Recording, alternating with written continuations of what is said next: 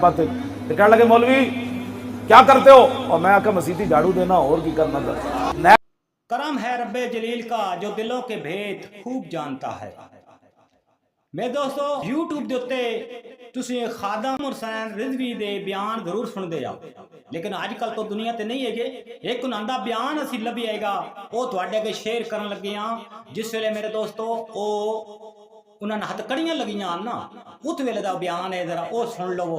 मैं सुपरिटेंडेंट सवेरे जो मैं हथकड़ियां ला के पेश किया ना कोट लखपत, तो कहने लगे मौलवी क्या करते हो, और मैं आकर मसीती झाड़ू देना और की करना था।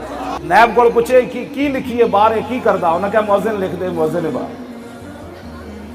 मेरे को पूछता सी मौलवी किस जुर्म में आए हो, मैं कहा हुजूर की मोहब्बत में आया। और किस जुर्म, मैं की जुर्म कर सकना तेरे सामने। उन्हें कलम छड़ देता, उन्हें कहा यार ये भी कोई जुर्म है जो तू करके आया। मैं कहा जुर्म तो यही है, और तो कोई नहीं। मेरे दोस्तों जिन्होंने रब ते यकीन होवे, जिन्ना मसीतां विच झाड़ू दिते होन, ਇਹ ਉਹਨਾਂ ਨੂੰ ਪਤਾ ਹੈ ਤੇ ਰੱਬ ਸੋਹਣਾ ਉਹਨਾਂ ਦੇ ਤੇ ਕਰਮ ਜ਼ਰੂਰ ਕਰਦਾ ਹੈ। ਜਿੰਨਾ ਇਸਲਾਮ ਫੈਲਾਇਆ ਹੋਵੇ ਬਗੈਰ ਪੈਸਿਆਂ ਤੋਂ, ਅੱਜ ਕੱਲ ਤਾਂ ਇਸਲਾਮ ਵੀ ਪੈਸੇ ਨਾਲ ਵਿਕ ਰਿਹਾ ਹੈ।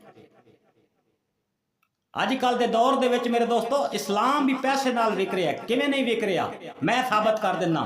ਕਿਸੇ ਨਾਤ ਖਾਨ ਨੂੰ ਬੁਲਾ ਖਾਂ, ਕਦੀ ਨਹੀਂ ਆਏਗਾ। 100 ਚ ਕੋਈ ਹੋਏਗਾ, ਇੱਕ ਅੱਧ ਹੋਏਗਾ ਫ੍ਰੀ, ਨਹੀਂ ਤੇ ਜ਼ਿਆਦਾ ਤੌਰ ਜਿਹੜਾ ਮੇਰੇ ਦੋਸਤੋ ਪੈਸੇ ਤੇ ਡਿਮਾਂਡ ਕਰੇਗਾ ਤੈਨੂੰ ਪਹਿਲੇ ਕਿ ਇੰਨੇ ਪੈਸੇ ਅਸੀਂ ਲਵਾਂਗੇ ਤੇ ਨਾ ਤੈਨੂੰ ਪੜ ਦੇ।